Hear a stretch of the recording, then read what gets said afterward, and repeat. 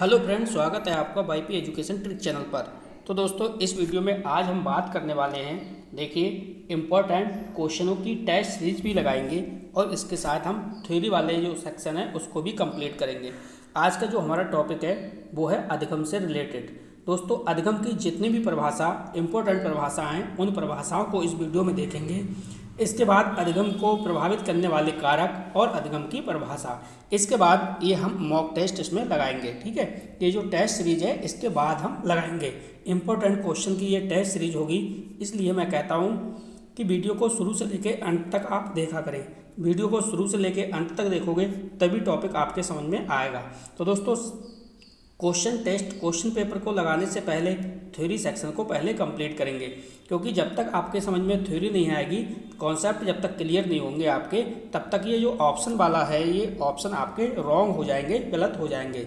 तो सबसे पहले अपने लोग क्या करेंगे, थ्योरी सेक्शन को कंप्लीट करेंगे। ठीक, आपको बताना चाहेंगे कि आप वाईपी एजुकेशन ट्रिक चैनल पे नए हैं या अभी तक आपने चैनल को सब्सक्राइब नहीं करा है तो आप नीचे रेड कलर के सब्सक्राइब बटन पे क्लिक कर लें और बराबर में बेल आइकन की घंटी है उसको भी प्रेस कर लें। इससे क्या होगा कि जब भी हम वीडियो को अपलोड करेंगे तो उसका नोटिफिकेशन सबसे पहले आपके पास पहुंच जाएगा। तो दोस्तों, सबसे पहले अब चलते हैं। सबसे पहले थ्योरी सेक्शन को कंप्लीट करेंगे, इसके बाद हम ये ऑब्जेक्टिव क्वेश्चन की जो टेस्ट सीरीज है उसके लिए लगाएंगे। चलिए आगे बढ़ते हैं। तो दोस्तों, आपको बता दें, देखिए, आज का वीडियो ये बहुत ही महत्वपूर्ण वीडियो है। किसी भी एग्जाम में आप बैठोगे तो यहाँ से आपको 2 मार्क्स कहीं पे भी नहीं गए हैं। दोस्तों, मैं आपसे इस वीडियो से 2 मार्क्स की बात कर रहा हूँ। किसी भी एग्जाम में बैठना 2 मार्क्स तो समझो आपका पक्का है, आज ही फिक्स हो जाएगा। आपको ट्रिक के माध्यम से मैं परिभाषाओं को याद कराऊंगा, जिससे कि एग्जाम हॉल में आपकी एक भी परिभाषा आए वो गलत ना हो। ठीक है, इसके बाद जब आप टेस्ट पेपर लगाओगे, टेस्ट क्वेश्चन पेपर जो लगाओगे आप इस वीडियो के अंत में, तो वहाँ पे देखना आपको सारा सब कुछ याद हो चुका होगा। तो वीडियो को शुरू से लेकर लास्ट तक आप अवश्य देखना। चलिए, सबसे पहले देखो, टॉपिक है हमारा वो है अधिगम की परिभाषा। यहाँ पे क्या दिया है, अधिगम की परिभाषा। तो सबसे पहले आपको ये समझना होगा कि भाई अधिगम किसे कहते हैं। अधिगम किसे कहते हैं तो उसके बारे में समझ लो। देखो, अधिगम क्या होता है भाई, व्यक्ति है, व्यक्ति के व्यवहार में अभ्यास, प्रशिक्षण और अनुभव के कारण अपेक्षाकृत, यहाँ पे एक शब्द छूटा है, अपेक्षाकृत, ध्यान रखना। ठीक है, अपेक्षाकृत स्थायी परिवर्तन को अधिगम कहते हैं। यानी कोई भी बच्चा है उसके व्यवहार में, चाहे वो अभ्यास से हुआ, प्रशिक्षण या फिर अनुभव के कारण आए अपेक्षाकृत स्थायी परिवर्तन को क्या कहते हैं, अधिगम कहते हैं। तो अधिगम यहाँ से आपने समझ लिया। अब यहाँ से जो पूछा जाता है वो परिभाषा पूछी जाती है। तो परिभाषा को एक एक करके अपने याद करेंगे और कैसे करेंगे, ट्रिक के माध्यम से। चलो, यहाँ पे देखो, पहली जो परिभाषा है आपकी दे रखी है वो है क्रो एंड क्रो की। तो क्रो एंड क्रो की इम्पोर्टेंट परिभाषा है, इस पर आप बेटा स्टार लगाओ। इस पर क्या लगाना है, आपको स्टार लगाना है। क्रो एंड क्रो की परिभाषा है। क्रो एंड क्रो क्या कहते हैं, देखो, इन्होंने 3 बातें बताई हैं। कौन कौन सी, इन्होंने आदत बताया है, आदत, अभिवृत्ति और ज्ञान। आदत, अभिवृत्ति और ज्ञान का अर्जन करना ही क्या कहलाता है, अधिगम कहलाता है। देखो, अब ट्रिक देखो इसकी कैसे याद रखोगे एग्जाम हॉल में, बार बार इसको भूलोगे नहीं आप। यहाँ पे देखो, क्रो एंड क्रो यानी 2 क्रो हैं। क्रो एंड क्रो यानी कितने क्रो हैं, 2 क्रो हैं। 2 क्रो ने मिलकर कितनी बातें बताई हैं, 3 बातें बताई हैं। कौन कौन सी, आदत, अभिवृत्ति और ज्ञान। आदत और अभिवृत्ति और ज्ञान, इन्होंने कितनी बातें बताई हैं, 3 बातें बताई हैं। आदत, अभिवृत्ति और ज्ञान का अर्जन करना ही क्या कहलाता है, अधिगम कहलाता है। तो ऐसी जो भी परिभाषा आपको एग्जाम हॉल में दिखे कि क्रो एंड क्रो की होगी ये, जिसमें 3 बातें बताई हैं, बकाया कोई भी परिभाषा इस टाइप की नहीं होगी। उम्मीद करता हूँ दोस्तों पहली परिभाषा आपको याद हो गई होगी और समझ में भी आ गई होगी। चलिए, दूसरी परिभाषा को देखिए। दोस्तों, आपको बता दें, अगर आप मॉक टेस्ट लगाना चाहती हैं दोस्तों, तो मॉक टेस्ट के लिए हमारी क्लास जो है शाम को 8 बजे चल रही है। कितने बजे, 8 बजे शाम को चल रही है मॉक टेस्ट के लिए। ठीक है, और 7 बजे जो साइकोलॉजी वाली क्लास चल रही है, ये टॉपिक वाइज टॉपिक चल रहा है और इसमें लगातार टेस्ट सीरीज भी आपको करवाई जा रही है। तो 7 बजे और 8 बजे जुड़ना ना भूलें। किसी कारणवश आप 7-8 बजे क्लास नहीं ले पाते हो तो आपके लिए मैंने दोस्तों प्लेलिस्ट बना दी है। प्लेलिस्ट देख पे जाना आप, टॉप साइकोलॉजी के नाम से प्लेलिस्ट है। किस नाम से, टॉप साइकोलॉजी के नाम से प्लेलिस्ट है। वहाँ पे मैंने एक एक करके सारी वीडियो को क्रम से डाल रखा है, एक एक करके वहाँ से आप पढ़ लीजिए। साइकोलॉजी आपकी बहुत ही मजबूत दोस्तों हो जाएगी। चलिए अब देखो यहाँ पे समझो, अगली जो परिभाषा है वो है जेपी गिलफोर्ड। किसकी है, जेपी गिलफोर्ड। अब देखो इन्होंने क्या कहा है, इन्होंने कहा है व्यवहार के कारण व्यवहार में आया कोई भी परिवर्तन अधिगम कहलाता है। अब व्यवहार के कारण व्यवहार में आया कोई भी अधिगम क्या कहलाता है, कोई भी परिवर्तन क्या कहलाता है, अधिगम कहलाता है। अब इसको समझिए ट्रिक के माध्यम से, ठीक है। जैसे दो स्टूडेंट हैं, जैसे क्या है, दो स्टूडेंट हैं, एक का नाम सोनू है और एक का नाम मोनू है। ये दो स्टूडेंट हैं, एक का नाम क्या है, सोनू है और एक का नाम क्या है, मोनू है, ठीक है। अब ये दोनों बच्चे जो है वो स्कूल में पढ़ते हैं। अब जो देखो फर्स्ट नंबर पे मैं लिख दे रहा हूँ यहाँ पे सोनू, सोनू को एस दे दिया और मोनू को नाम दे दिया एम, ठीक है। अब जब सुबह सुबह जब ये अपने स्कूल में जाते हैं तो सोनू जो है वो मोनू से कहता है गुड मॉर्निंग। क्या कहता है, गुड मॉर्निंग, ठीक है। तो जो मोनू है, मोनू भी इसके रिप्लाई में इसको क्या बोलता है, इसकी रिप्लाई में इसको बोलता है गुड मॉर्निंग। आपने देखा कि भाई जो सोनू था, सोनू का व्यवहार बहुत अच्छा था, ये सुबह सुबह मोनू को क्या बोलता था, गुड मॉर्निंग, और मोनू भी इसके रिप्लाई में क्या बोलता था, गुड मॉर्निंग। यानी सोनू के व्यवहार के कारण मोनू के व्यवहार में क्या आ गया, स्थायी परिवर्तन आ गया। अब जब भी सोनू जो है वो मोनू को मिलता था तो मोनू सोनू से पहले ही बोल देता था गुड मॉर्निंग। मेरी बात को समझ गए होंगे मैं क्या कहना चाह रहा हूँ कि भाई व्यवहार के कारण व्यवहार में आया कोई भी परिवर्तन है वो अधिगम कहलाता है। किसके अनुसार, जेपी गिलफोर्ड के अनुसार, ठीक है। या दूसरे प्रकार से अगर मैं कहूँ तो दूसरे प्रकार से इसकी परिभाषा अगर मैं कहूँ, जैसे अब मान लो दूसरा एग्जाम्पल, कोई बच्चा है क्या है, उसका नाम है सुमित, और कोई दूसरा बच्चा है उसका नाम क्या है, उसका नाम है अमित, ठीक है। ये सुमित है, ये अमित है, ठीक। अब देखो यहाँ पे लिखा है गिल, ठीक है। अब जब सुमित अमित को मिलता है तो सुमित जो है इसके गाल पे, किस पे, इसके गाल पे थप्पड़ मारता है। यानी इसके गाल पे थप्पड़ मारने का मतलब है इसके गाल पे फोड़ देता है, क्या, थप्पड़ मारता है। तो जो सोनू होता है, सोनू भी इसके गाल पे क्या मारेगा, इसके गाल पे लौट के क्या मारेगा, थप्पड़ी मारेगा ना, जाहिर सी बात है। तो भैया गिल से समझ लेना गिलफोर्ड, और जैसा व्यवहार इसने करा वैसा ही व्यवहार इसने करा। यानी व्यवहार के कारण व्यवहार में आया कोई भी परिवर्तन जो है वो अधिगम कहलाता है। अब दोस्तों इससे रिलेट करके आप आराम से याद कर लोगे तो आपका कहीं भी पेपर में गलत नहीं होगा। उम्मीद करता हूँ दोस्तों आपके समझ में आ रहा होगा। अगली जो परिभाषा है ये बहुत ही इंपॉर्टेंट परिभाषा है, जो मैंने अभी आपको दो परिभाषाएं बताई हैं, बहुत ही बेहतरीन परिभाषाएं आपको बताई हैं। अब देखो यहाँ पे विलियम वुडवर्थ, देखो विलियम जो वुडवर्थ है ये क्या कहते हैं, अधिगम जो है वो विकास की एक प्रक्रिया है। पहली तो परिभाषा इन्होंने ये बताया है कि जो भाई अधिगम है, अधिगम क्या है, विकास की, अधिगम जो है वो विकास की प्रक्रिया है, ठीक है। दूसरी जो परिभाषा इन्होंने बताई है जो पेपर में पूछी जाती है वो ये वाली परिभाषा पूछी जाती है, ये वाली परिभाषा पेपर में पूछी जाती है। कह रहा है कि नवीन ज्ञान एवं नवीन प्रतिक्रिया का अर्जन ही क्या है, अधिगम है। यानी नवीन ज्ञान, नया ज्ञान और नवीन प्रतिक्रिया का जो अर्जन है, ठीक है, वो क्या है, अधिगम है। अब देखो ये पेपर में आपको कैसे याद रखनी है उसकी ट्रिक मैं आपको बताता हूँ, ठीक है। अब यहाँ पे ध्यान से समझना मेरी बात। देखो बुड में देखो एक बार बुड है, एक बार बा है और दूसरी बार भी बा है। यहाँ पे फिर से आप चेक करिए, देखो वुडवर्थ में आप क्या देख रहे हो, एक बार बा और दूसरी बार बा। या फिर आप यहाँ से रिलेट करके नहीं देखो तो यहाँ से रिलेट करना, विलियम में भी बा है और वुड में भी बा है। कभी कभी क्या है विलियम हटा देता है, सीधे सीधे वुडवर्थ दे देता है। तो वुडवर्थ में देखना इसमें भी बा है, इसमें भी बा है, ये आपको पकड़ना है। अब इसमें देखो नवीन ज्ञान, नवीन ज्ञान में क्या है, यहाँ पे देखो नवीन, यहाँ पे भी नवीन है और यहाँ पे भी नवीन प्रतिक्रिया में यहाँ पे भी क्या है, नवीन है। यानी नवीन यहाँ पे भी क्या हो रहा है, रिपीट हो रहा है, और नवीन यहाँ पे भी रिपीट हो रहा है। इसी प्रकार से बा यहाँ पे भी रिपीट हो रहा है और बा देखो यहाँ पे भी रिपीट हो रहा है। तो जिसमें बा बा यानी नवीन नवीन और बा बा दिखाई दे, समझो वो वुडवर्थ की परिभाषा है। ऐसी परिभाषा और कोई भी परिभाषा नहीं है।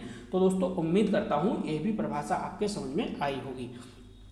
दोस्तों चैनल को आज ही सब्सक्राइब कर लेना और वीडियो को सबसे ज़्यादा अपने दोस्तों में शेयर करो, सभी ग्रुप में शेयर करो। YP एजुकेशन ट्रिक चैनल पर बिल्कुल निःशुल्क क्लास चल रही है, बहुत ही बेहतरीन आपको कंटेंट मैं प्रोवाइड करा रहा हूँ। चलिए अगली जो परिभाषा है आपकी वो है स्किनर की। किसकी? स्किनर की, BF स्किनर की। तो BF स्किनर ने क्या कहा है उसके बारे में थोड़ा सा समझो। देखो अधिगम जो है, अधिगम व्यवहार में उत्तरोत्तर अनुकूलन की प्रक्रिया है। दोस्तों वीडियो को ड्रॉप नहीं करना, बिल्कुल सही जगह आप आए हो। वीडियो को अंत तक आप अवश्य देखना, सारे डाउट आपके क्लियर हो जाएंगे और हमेशा हमेशा के लिए जितनी भी बात मैं इस वीडियो के अंदर कराऊंगा वो लाइफ टाइम आपको स्थायी ज्ञान जो है वो आपको हो जाएगा। देखो BF स्किनर की परिभाषा को सुनिए, स्टार लगाओ इस परिभाषा पे। ये जो परिभाषा है बहुत ही बेहतरीन है, कई बार पेपर में पूछी जा चुकी है। कह रहे हैं कि अधिगम व्यवहार में उत्तरोत्तर अनुकूलन की प्रक्रिया है। अब यहाँ पे समझो, इसको ट्रिक से आपको कैसे याद रखोगे। देखो यहाँ पे है BF स्किनर, क्या है BF स्किनर। अब देखो यहाँ पे, देखो यहाँ पे छिपा है नर, क्या छिपा है नर। अब इस परिभाषा में कॉमन सेंस लगाओ। देखो अधिगम व्यवहार में उत्तरोत्तर अनुकूलन की प्रक्रिया है। अब व्यवहार में उत्तरोत्तर, ठीक है, उत्तरोत्तर का मतलब ये समझ लो, उत्तर समझ लो सिर्फ, क्या उत्तर समझ लो, ठीक है, क्या समझना है, उत्तर समझ लो सिर्फ। अब उत्तर कौन देगा? जो नर होगा वो उत्तर देगा। कौन देगा? नर होगा वो उत्तर देगा। दोस्तों जिस हिसाब से मैं आपको पढ़ा रहा हूँ, जिस हिसाब से मैं आपको ट्रिक बता रहा हूँ, ये ट्रिक आपके माइंड में सेव हो चुकी होगी। जब आप इसमें आगे चल के क्वेश्चन आंसर टेस्ट सीरीज लगाओगे तो सारा कुछ आपको याद हो चुका होगा। सिर्फ जैसे जैसे मैं बता रहा हूँ वैसे अपने माइंड में सेव करते रहिए। चलिए अगली जो परिभाषा है आपकी, वो दोस्तों परिभाषा है आपकी आईजैक की। किसकी है? आईजैक की। तो आईजैक क्या कहते हैं? देखो अधिगम नवीन स्थायी परिवर्तन के अंतर्गत सीखने की प्रक्रिया है। ठीक है, अधिगम जो है नवीन स्थायी परिवर्तन के अंतर्गत सीखने की प्रक्रिया है। अब देखो यहाँ पे आपको क्या करना है, ट्रिक क्या है, ट्रिक से कैसे याद करोगे। देखो आईजैक में क्या है, यहाँ से आई को अलग करो और जे को अलग करो। ठीक है, आई को अलग करो और जे को अलग कर लो। तो आईजैक क्या है, दो लोग बन गए, आई अलग है जे अलग है। तो यहाँ पे देखो अधिगम नवीन और स्थायी परिवर्तन, यहाँ पे दो बातों पे चर्चा की है। किसने? आईजैक ने। तो आई अलग है, जे अलग है, अधिगम नवीन स्थायी परिवर्तन के अंतर्गत सीखने की प्रक्रिया है। तो ये हमारी ट्रिक है, ट्रिक के माध्यम से आपको 100% याद हो जाएगा। अगली जो परिभाषा है इस पे भी स्टार लगाओ। ये परिभाषा बहुत बार पेपर में दोस्तों पूछी गई है। ठीक है, ये जो परिभाषा है वो बहुत बार पेपर में पूछी गई है, इस पे आप स्टार लगाइए। ठीक, क्या कह रहा है समझो। देखो प्रशिक्षण और अनुभव के कारण व्यवहार में आया परिवर्तन अधिगम कहलाता है। देखो परिभाषा को ध्यान से समझना, मैं ट्रिक के माध्यम से भी आपको याद करा दूंगा, चिंता ना करें। बस वीडियो को आपको लाइक करना है और वीडियो को अपने सभी ग्रुप में शेयर करना है। देखिए आप हमें सपोर्ट करते रहिए, आपके सपोर्ट की सख्त ज़रूरत है दोस्तों, और हम भी आपके लिए पूरा सपोर्ट करेंगे, साइकोलॉजी सिखाने में पूरी आपकी हेल्प करेंगे। देखो गेट्स क्या कहता है कि प्रशिक्षण और अनुभव के कारण व्यवहार में आया परिवर्तन अधिगम कहलाता है। चलिए इसकी स्टोरी अब मैं आपको बताता हूँ, इसकी परिभाषा आपको कैसे याद रखनी है। ठीक, अब मान लो ये देखो, ये मैं आपको कॉलेज का कुछ गेट बता दे रहा हूँ। कॉलेज का ये क्या है, गेट्स है। यहाँ पे लिख दे रहा हूँ GIC, गवर्नमेंट इंटर कॉलेज। ये क्या है, ये क्या है आपका गेट है। ठीक है, गेट है। अब बताओ, अब जैसे आपने BTC में एडमिशन लिया होगा, या मैं कहूँ आपने से कि आपने क्या है B.Ed में एडमिशन लिया होगा, B.Ed या BTC में एडमिशन लिया होगा, तो भाई किसी भी कॉलेज में आप जाओगे तो गेट से एंट्री करोगे। आपने गेट से क्या करी, एंट्री ले ली, किसमें, इस कॉलेज में आ गए। अब देखो इस कॉलेज में आप क्या लेने गए हो, तो जाहिर सी बात है जब आपने BTC में एडमिशन लिया है और B.Ed में एडमिशन लिया है तो इस कॉलेज में क्या ले रहे हो आप, प्रशिक्षण ले रहे हो। क्या ले रहे हो दोस्तों, प्रशिक्षण ले रहे हो। और जब प्रशिक्षण ले लोगे आप तो आपको क्या हो जाएगा, एक्सपीरियंस हो जाएगा, यानी अनुभव हो जाएगा। क्या हो जाएगा दोस्तों, एक्सपीरियंस हो जाएगा, यानी अनुभव हो जाएगा। तो हमारी परिभाषा जो थी वो बिल्कुल सेम यही थी। देखो गेट्स है, गेट्स व अन्य की है ये, तो गेट्स है, गेट्स ने क्या कहा था कि प्रशिक्षण और अनुभव के कारण व्यवहार में आया परिवर्तन क्या कहलाता है, अधिगम। आपने क्या करा, बीटीसी या बीएड में एडमिशन लिया, तुरंत गेट पे पहुंचे, गेट के अंदर जब कॉलेज में एंट्री की तो वहाँ पे क्या लिया आपने, बीएड या बीटीसी का प्रशिक्षण लिया, फिर आया आपको अनुभव। जब अनुभव आ गया तो अनुभव के कारण आपके व्यवहार में क्या आया, परिवर्तन, और व्यवहार में जब परिवर्तन आया तो यही क्या कहलाया दोस्तों, अधिगम। अधिगम की जितनी भी परिभाषा थी, इम्पोर्टेंट परिभाषा जो अब तक सभी स्टेट के अंदर आ चुकी हैं, वो सारी परिभाषा मैंने आपको याद करा दी। अब देखो अगली जो आपकी हेडिंग है वो है अधिगम की विशेषताएं। ठीक है, वीडियो को अंत तक देखना, बहुत ही आपको आनंद आएगा। आप आज देखो अधिगम की विशेषताएं, अधिगम की क्या विशेषताएं हैं। पहली विशेषता देखो ये है कि जो अधिगम है ना, अधिगम जीवन पर्यंत चलता रहता है। अधिगम का मतलब सीखना है, तो भाई जो बच्चा है, कोई भी XYZ कोई भी इंसान है, ठीक है, वो अपने जीवन में हर मोड़ पे सीखता रहता है। तो जो अधिगम है वो जीवन पर्यंत चलता है, ये अधिगम की विशेषता है। अधिगम उद्देश्यपूर्ण होता है। ठीक है, अधिगम कैसा होता है, उद्देश्यपूर्ण होता है, बिना उद्देश्य के कोई कुछ भी नहीं सीखता। तो जो अधिगम है वो उद्देश्यपूर्ण होगा, ये ध्यान रखना। अधिगम व्यवहार में परिवर्तन की प्रक्रिया है। भैया अधिगम है यानी जब आप सीख जाओगे तो जाहिर सी बात है आपकी जो लाइफ स्टाइल है वो चेंज हो जाएगी, आपके व्यवहार में क्या है, परिवर्तन आ जाएगा। जैसा कि आप बीएड और बीटीसी से पहले आप देख रहे थे तो आपकी व्यवहार क्या था, और जब आपने प्रशिक्षण ले लिया तो आपका व्यवहार कैसा हो गया। तो वही बात है कि अधिगम है, अधिगम व्यवहार में परिवर्तन की क्या है, प्रक्रिया है। अधिगम सक्रिय प्रक्रिया है, बिल्कुल सही बात है, जो अधिगम है वो सक्रिय प्रक्रिया है। अधिगम कभी भी निष्क्रिय प्रक्रिया नहीं होती। ठीक है, जब आप सक्रिय रहेंगे तभी आप सीखेंगे, वरना आप नहीं सीख पाएंगे, निष्क्रिय होकर आप नहीं सीख पाएंगे। नेक्स्ट है अधिगम वातावरण की उपज है। तो बिल्कुल सही है, अधिगम जो है वातावरण की उपज है। जैसा कि आप अभी देख रहे हो ना, माहौल किस टाइप का चल रहा है, माहौल देख रहे हो आप कि समाज में, आपके परिवार में 10, 8, 7, 6 जो भी है वो कंबाइंड फैमिली है, तो वहाँ पे आपकी आजकल पढ़ाई नहीं हो पा रही। तो आप क्या कर रहे हो, लाइब्रेरी को ज्वाइन कर ले रहे हो। आजकल बच्चे क्या कर रहे हैं, लाइब्रेरी को ज्वाइन कर रहे हैं, 10, 12, 15 घंटे लाइब्रेरी में अपना पढ़ाई कर रहे हैं। तो क्या है, अधिगम देखो क्या है, अधिगम वातावरण की क्या है, उपज है। ठीक है, अधिगम अनुकूलन है, अधिगम क्या है, अनुकूलन है। नेक्स्ट है अधिगम परिपक्वता है, तो अधिगम परिपक्वता भी है। अधिगम व्यक्तिगत व सामाजिक होता है, बिल्कुल सही बात है, अधिगम जो है वो व्यक्तिगत भी होता है और सामाजिक भी होता है। तो ये अधिगम की क्या थी, विशेषता थी। अब आगे चलते हैं, नेक्स्ट स्लाइड हमारी है वो क्या है। दोस्तों ये जो स्लाइड आप देख रहे हो ना, पेपर में बार बार क्वेश्चन यहाँ से बनते हैं। इस स्लाइड को आपको अच्छे से याद करना है, अच्छे से रटना है। स्लाइड क्या है, स्लाइड हमारी ये है, देखो अधिगम को प्रभावित करने वाले कारक। क्या है, अधिगम को प्रभावित करने वाले कारक, यानी ऐसे कौन कौन से कारक हैं जो अधिगम को क्या करते हैं, प्रभावित करते हैं। तो समझो, देखो सबसे पहला जो कारक है मैं आपको बता रहा हूँ, इसका कोई क्रम नहीं है। ठीक है, कोई क्रम नहीं है, ये आपको ये ध्यान रखना है। तो मैं जहाँ से भी शुरू कर दूँ आप वहीं से शुरू कर लेना, या आपकी अपने अकॉर्डिंग इसे याद करना है, सिर्फ आपको याद करना है ये। ठीक है, इसका कोई भी क्रम नहीं है, तो ध्यान रखना। देखो अधिगम को प्रभावित करने वाले कौन कौन से कारक हैं भाई, जो आयु है, देखो बच्चे की आयु जो है वो अधिगम को प्रभावित करेगी। और जो मित्र मंडली है, मित्र मंडली को तो आप जानते हो, जैसी संगत वैसी रंगत। तो भाई मित्र मंडली है वो अधिगम को प्रभावित करेगी। वातावरण का अधिगम में बहुत रोल रहता है। नेक्स्ट है पूर्व ज्ञान, तो पूर्व ज्ञान भी अधिगम को प्रभावित करेगा। मान लो एक बच्चा है, एक बच्चे ने कक्षा 6 और 7 पढ़ के आ रहा है और 8 में, और एक बच्चा है वो डायरेक्ट कक्षा 5 से 8 में आ रहा है। तो आपको पता है जो 5 से 8 में डायरेक्ट आ रहा है तो उसकी समझ में बहुत कम आएगा। ठीक है, और उसे जल्दी समझ में नहीं आएगा, तो अधिगम तो प्रभावित होगा ना। तो पूर्व ज्ञान जो है वो भी प्रभावित करता है किसको, अधिगम को।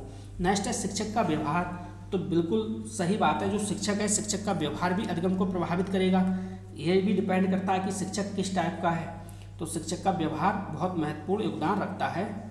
नेक्स्ट है सीखने का समय, तो सीखने का समय भी अधिगम को प्रभावित करता है। ठीक है, ये देखो आप कि आप मॉर्निंग में ज़्यादा अच्छे से सक्रिय होकर सीख पा रहे हो, या फिर दोपहर के समय, या फिर शाम के समय, तो जो समय होता है ना वो भी अधिगम को प्रभावित करता है। ठीक है, नेक्स्ट देखो तत्परता। तो तत्परता तो भाई बिल्कुल सही बात है। जब आप सीखने के लिए तत्पर होंगे तभी सीख पाएंगे, और जब आप सीखने के लिए तत्पर नहीं होंगे तो आपको कितना भी कोई कोशिश करे नहीं सीख पाओगे। तो जो तत्परता है वो भी अधिगम को प्रभावित करती है। नेक्स्ट है अभिप्रेरणा यानी मोटिवेशन।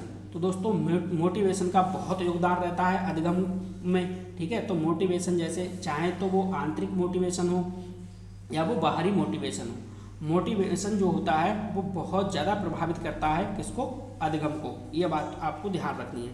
नेक्स्ट है थकान। तो थकान भी क्या है, अधिगम को प्रभावित करता है। जब आप ज़्यादा थक जाते हो तो भाई आपसे अधिगम नहीं हो पाएगा। नेक्स्ट है बुद्धि लब्धि यानी IQ।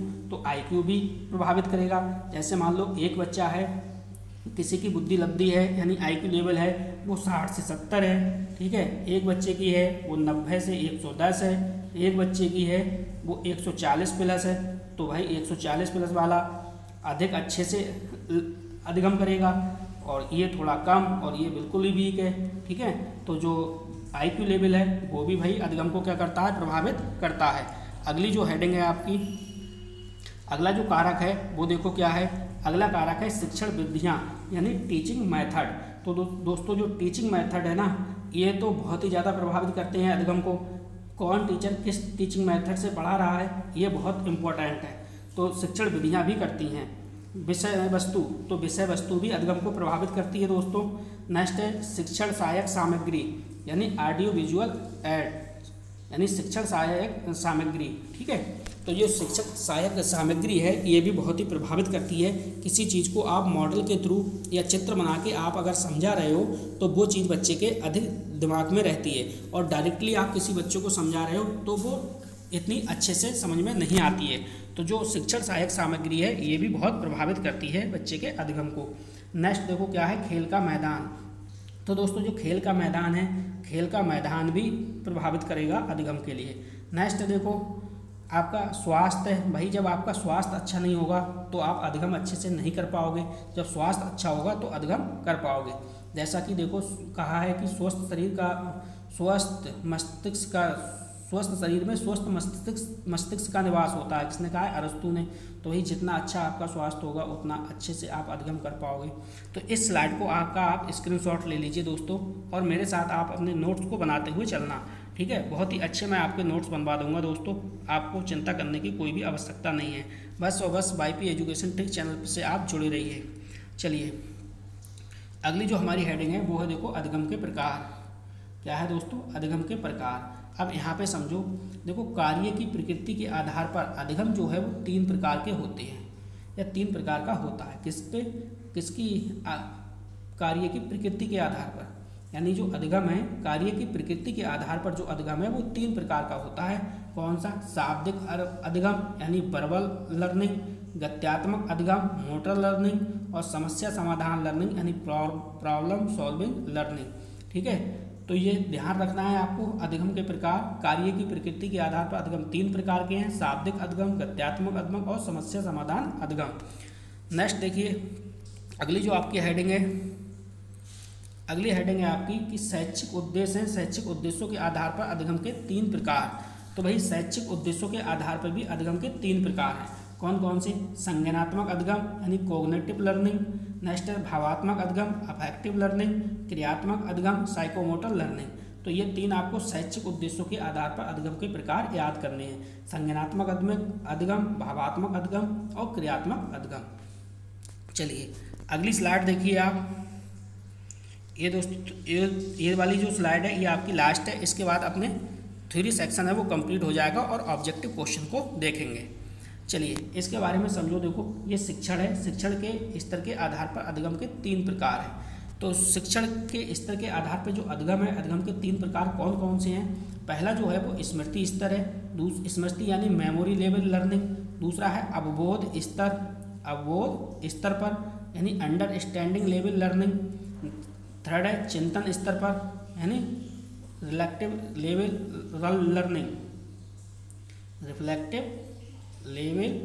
लर्निंग, यानी चिंतन स्तर। कुल मिला के आपको ये तीनों ध्यान रखने हैं, ठीक है, जो मैंने आपको बताए हैं। स्मृति स्तर पर, अवबोध स्तर पर, चिंतन स्तर पर, यानी शिक्षण के आधार पर अधिगम पूछे तो ये 3 प्रकार के बताना है, स्मृति स्तर पर, अवबोध स्तर पर और चिंतन स्तर पर। दोस्तों हमारा जो थ्योरी वाला सेक्शन था वो कंप्लीट हो गया। अब चलते हैं ऑब्जेक्टिव टेस्ट सीरीज की ओर। चलिए दोस्तों, इसमें देखिए ऑब्जेक्टिव टाइप के क्वेश्चन हैं, इसमें हम टेस्ट सीरीज के माध्यम से लगाएंगे। अभी तक आपने सीखा है तो क्या सीखा है, क्वेश्चन बना पा रहे हो या नहीं बना पा रहे हो। देखो पहला क्वेश्चन यहाँ पे दे रखा है कि भाई अधिगम है, तो अधिगम क्या है। अधिगम क्या है, सक्रिय प्रक्रिया है, सक्रिय और निष्क्रिय प्रक्रिया है, या फिर निष्क्रिय प्रक्रिया है, या शांत प्रक्रिया है। तो दोस्तों अधिगम क्या है आपने सीखा, अधिगम जो है वो सक्रिय प्रक्रिया है। हमने यही सीखा है, अधिगम जो है वो सक्रिय प्रक्रिया है। पहला वाला ऑप्शन यहाँ पे सही है। चलिए अगला क्वेश्चन। दोस्तों वीडियो को लाइक नहीं करा, वीडियो को लाइक करिए और वीडियो की लिंक को अपने सभी दोस्तों में शेयर कर दीजिए। दोस्तों सभी ग्रुप में आप शेयर करिए। अगला क्वेश्चन है व्यवहार में संशोधन की प्रक्रिया है, यानी व्यवहार में संशोधन की प्रक्रिया है तो ये क्या है। ए ऑप्शन है अधिगम, बी ऑप्शन है शिक्षण, सी ऑप्शन है अभिप्रेरणा और डी ऑप्शन है निर्देशन। दोस्तों ये जो मैं आपको करा रहा हूँ ये सारे के सारे क्वेश्चन किसी ना किसी एग्जाम में आए हुए हैं। सारे मैं PYQ आपको कराता हूँ, जितने भी कराता हूँ क्वेश्चन इस टेस्ट सीरीज में, जो आपका टॉपिक वाइज टॉपिक चल रहा है उसमें सब में मैं PYQ क्वेश्चन आपको कराता हूँ। ठीक है, इंपॉर्टेंट क्वेश्चन होते हैं PYQ। देखो व्यवहार में जो संशोधन की प्रक्रिया है ये क्या कहलाएगा, ये आपका दोस्तों अधिगम कहलाएगा। क्या कहलाएगा, अधिगम कहलाएगा, यानी ए ऑप्शन आपका बिल्कुल सही है। अगला क्वेश्चन देखो, अगला क्वेश्चन भी आपकी स्क्रीन पे लग चुका है। अगला क्वेश्चन आपसे कह रहा है कि भाई अधिगम आधारित होता है, यानी अधिगम जो है अधिगम आधारित होता है किस पर। ए ऑप्शन है अभ्यास पर, बी ऑप्शन है अनुभव पर, सी ऑप्शन है प्रशिक्षण पर और डी ऑप्शन है उपरोक्त सभी पर। तो अभी मैंने आपको परिभाषा जो बताई थी गेट्स की, वही परिभाषा के देखो ये तीनों चीज़ें आ गई हैं। ठीक है, तो यहाँ पे अधिगम आधारित होता है तो ये क्या है, क्या हो जाएगा, उपरोक्त सभी पर। डी ऑप्शन आपका बिल्कुल सही हो जाएगा। अगला क्वेश्चन देखो, चौथा क्वेश्चन। दोस्तों शाम को 7 बजे वाली जितनी भी क्लासें हैं सभी क्लासें आपको देखनी है, और शाम को जो 8 बजे मॉक टेस्ट आपका चल रहा है तो मॉक टेस्ट भी आपको लगाना है। साइकोलॉजी आपकी बहुत ही बेहतरीन दोस्तों हो जाएगी कुछ दिनों के बाद। 1 महीने आप लगातार YP एजुकेशन ट्रिक चैनल से पढ़ लीजिए, 2 घंटे नहीं तो 1 घंटा, 1 घंटे में ही दोनों क्लासें आप समाप्त कर लोगे। 1 घंटा डेली आप YP एजुकेशन ट्रिक चैनल को दीजिए और 30 दिन के अंदर अंदर देखना कि साइकोलॉजी आपकी कितनी मजबूत हो चुकी है। सीखना विकास की प्रक्रिया है, किसने कहा है, तो सीखना विकास की प्रक्रिया है। ए ऑप्शन है वुडवर्थ, बी ऑप्शन है यूकम, सी ऑप्शन है सिम्पसन, डी ऑप्शन है कार्ल सनिक। तो सीखना विकास की प्रक्रिया है, ये किसने कहा है, तो मैंने आपको वुडवर्थ की 2 परिभाषा बताई थी। अब आप याद करो उन्हीं में से एक परिभाषा है ये। ठीक है, तो इसका आंसर क्या होगा, वुडवर्थ इसका करेक्ट आंसर होगा। अगला क्वेश्चन, अगला क्वेश्चन देखो, अगला क्वेश्चन वही आ गया दोस्तों जो मैंने आपको बताया था। देखो अधिगम आदतें ज्ञान एवं अभिवृत्तियों को अर्जित करना किसने कहा है, किसने कहा है, यानी अधिगम, अधिगम जो है यहाँ पे कॉमा नहीं लगेगा। ठीक है, अधिगम आदतें ज्ञान एवं अभिवृत्तियों को अर्जित करने का है, अर्जित करना है किसने कहा है। ए ऑप्शन है वुडवर्थ, बी ऑप्शन है Crow and Crow, C option है सिम्पसन, डी ऑप्शन है कार्ल सनिक। तो करेक्ट आंसर बताना है। देखो मैंने वहाँ पे आपको ट्रिक के माध्यम से बताया था। ट्रिक के माध्यम से मैंने आपको क्या बताया था, मैंने आपको बताया था देखो क्रो एंड क्रो क्या है, 2 हैं। क्रो एंड क्रो क्या है, 2 हैं। 2 ने मिलकर 3 बातें बताई हैं, आदतें ज्ञान और अभिवृत्ति। इन 2 ने मिलकर कितनी बातें बताई हैं, 3 बातें बताई हैं। तो इसलिए हमारा करेक्ट आंसर क्या होगा, बी ऑप्शन बिल्कुल राइट होगा। दोस्तों वीडियो आपको कैसी लग रही है प्लीज़ कमेंट करिए, आपको समझ में आ रहा है या नहीं आ रहा है, इसके बारे में आप बता दीजिए दोस्तों। चलिए अगला क्वेश्चन है, जेपी गिलफोर्ड के अनुसार परिभाषा है, यानी जेपी गिलफोर्ड है उनके अनुसार परिभाषा है। ए ऑप्शन है सोच में परिवर्तन, बी ऑप्शन है ज्ञान में सृजन, सी ऑप्शन है व्यवहार में परिवर्तन और डी ऑप्शन है अनुभव प्राप्त करना। तो यहाँ पे करेक्ट आंसर आपको बताना है। जेपी गिलफोर्ड की जो मैंने आपको परिभाषा बताई थी उस परिभाषा को याद करो। मैंने आपको बताया था कि व्यवहार के कारण व्यवहार में आया परिवर्तन क्या कहलाता है, अधिगम कहलाता है। जैसे मैंने आपको 2 बच्चे बताए थे, एक बच्चा सुबह सुबह बोलता है गुड मॉर्निंग, तो उसके रिप्लाई में दूसरा बच्चा भी बोलता है गुड मॉर्निंग। तो पहले बच्चे के व्यवहार के कारण दूसरे बच्चे के व्यवहार में क्या आया, स्थायी परिवर्तन आ गया, उसी को क्या कहते हैं, अधिगम। तो क्या आया, व्यवहार में परिवर्तन। क्या आया दोस्तों, व्यवहार में परिवर्तन, यानी सी ऑप्शन यहाँ पे बिल्कुल राइट है। अगला क्वेश्चन देखो, अगला क्वेश्चन क्या कह रहा है, इसके बारे में थोड़ा सा समझो। देखो, सीखना है व्यवहार में उत्तरोत्तर सामाजिक की प्रक्रिया है, यानी सीखना व्यवहार में उत्तरोत्तर सामाजिक की एक प्रक्रिया है। ये कथन किसका है? तो दोस्तों ये कथन किसका है ये आपको बताना है। सीखना जो है वो व्यवहार में उत्तरोत्तर सामाजिक प्रक्रिया है। तो मैंने आपको बताया था ट्रिक से, वो ट्रिक यहाँ पे लागू कर लेना। ये ऑप्शन है वुडवर्थ, पहला ऑप्शन है वुडवर्थ, दूसरा ऑप्शन है क्रो एंड क्रो, तीसरा ऑप्शन है सिम्पसन, चौथा ऑप्शन है स्किनर। ठीक है, अब जो मैंने आपको ट्रिक बताई थी, मैंने कहा था आप ध्यान रखना उत्तरोत्तर में उत्तर ध्यान रखना, और उत्तर कौन देते हैं? उत्तर देते हैं नर। उत्तर कौन देते हैं दोस्तों? नर। तो इसलिए क्या हो जाएगा? स्किनर। ठीक, अगला क्वेश्चन देखो यहाँ पे। अगला क्वेश्चन आपसे ये कह रहा है कि भाई व्यवहार के कारण व्यवहार में परिवर्तन ही अधिगम है, यह कथन किसका है? ठीक है, यह कथन किसका है? ये थोड़ा सा मिसप्रिंट है, कथन किसका है? यानी व्यवहार के कारण व्यवहार में आया अधिगम ही क्या कहलाता है? व्यवहार के कारण व्यवहार में परिवर्तन ही अधिगम है, यह कथन किसका है? ए ऑप्शन है वुडवर्थ, बी ऑप्शन है Crow and Crow, C option है गिलफोर्ड और डी ऑप्शन है स्किनर। करेक्ट आंसर आपको यहाँ पे चुनना है। तो मैंने आपको कहा था भाई, दो बच्चे मैंने आपको इस प्रकार से बनाए थे, एक का नाम था सोनू और दूसरे का नाम था क्या है? मोनू। सोनू और मोनू, सोनू और मोनू, सोनू और मोनू, सोनू मोनू जो है, सोनू और मोनू, तो सोनू जो है वो मोनू को मिलता है, वो बोलता है गुड मॉर्निंग, और मोनू भी रिप्लाई में बोलता है गुड मॉर्निंग। तो देखो सोनू के कारण क्या है? सोनू के व्यवहार के कारण इस मोनू के व्यवहार में क्या आ गया? स्थायी परिवर्तन आ गया। इसी को क्या कहते हैं? हम अधिगम कहते हैं। तो ये क्या है? ये गिलफोर्ड की परिभाषा है। दूसरा, जैसे कि मान लो सोनू है, सोनू ने मोनू के गाल पे क्या है? थप्पड़ मार दिया, फोड़ दिया। तो जो मोनू है, मोनू ने भी सोनू के गाल पे क्या है? थप्पड़ मार दिया, फोड़ दिया। तो ये क्या है? गिलफोर्ड की परिभाषा है। चलिए अगला क्वेश्चन देखो यहाँ पे। अगला क्वेश्चन है, सीखना आवश्यकता की पूर्ति के द्वारा होता है, यानी सीखना आवश्यकता की पूर्ति के द्वारा होता है, कथन किसका है? तो ए ऑप्शन है वुडवर्थ, बी ऑप्शन है हल, सी ऑप्शन है गिलफोर्ड और डी ऑप्शन है स्किनर। जल्दी से कमेंट करिए, बहुत ही प्यारा क्वेश्चन है। सीखना आवश्यकता की पूर्ति के द्वारा होता है, यह कथन किसका है? तो दोस्तों ये जो कथन है वो हल का है, बी ऑप्शन इसका बिल्कुल राइट होगा। अगला क्वेश्चन देखो, अगला क्वेश्चन क्या कह रहा है? चलिए अगला क्वेश्चन देखिए। अगला क्वेश्चन कह रहा है अधिगम की विशेषता नहीं है। तो अधिगम की विशेषता क्या नहीं है? देखो नहीं है यहाँ पे, ये आपको चुनना है। तो ए ऑप्शन कह रहा है अधिगम जीवन पर्यंत चलने वाली प्रक्रिया है, बी ऑप्शन कह रहा है अधिगम एक सार्वभौमिक प्रक्रिया है, सी ऑप्शन है अधिगम उचित समायोजन में सहायक है, और डी ऑप्शन है अधिगम मात्र ज्ञान का अर्जन है। तो करेक्ट आंसर आपको यहाँ पे बताना है। देखो विशेषता नहीं है, विशेषता नहीं है, तो यहाँ पे आपको ध्यान से समझना है, अधिगम की विशेषता नहीं है। अब यहाँ पे देखो, अधिगम जीवन पर्यंत चलने वाली प्रक्रिया है, ये आपको बताया गया। अधिगम एक सार्वभौमिक प्रक्रिया है, यह भी आपको बताया गई, परिभाषा विशेषता बताई गई। अधिगम उचित समायोजन में सहायक है, ये भी बताया गया। लेकिन अधिगम मात्र ज्ञान का अर्जन है, ये आपको नहीं बताया गया। इसका मतलब इसका जो करेक्ट आंसर होगा वो डी ऑप्शन हो जाएगा।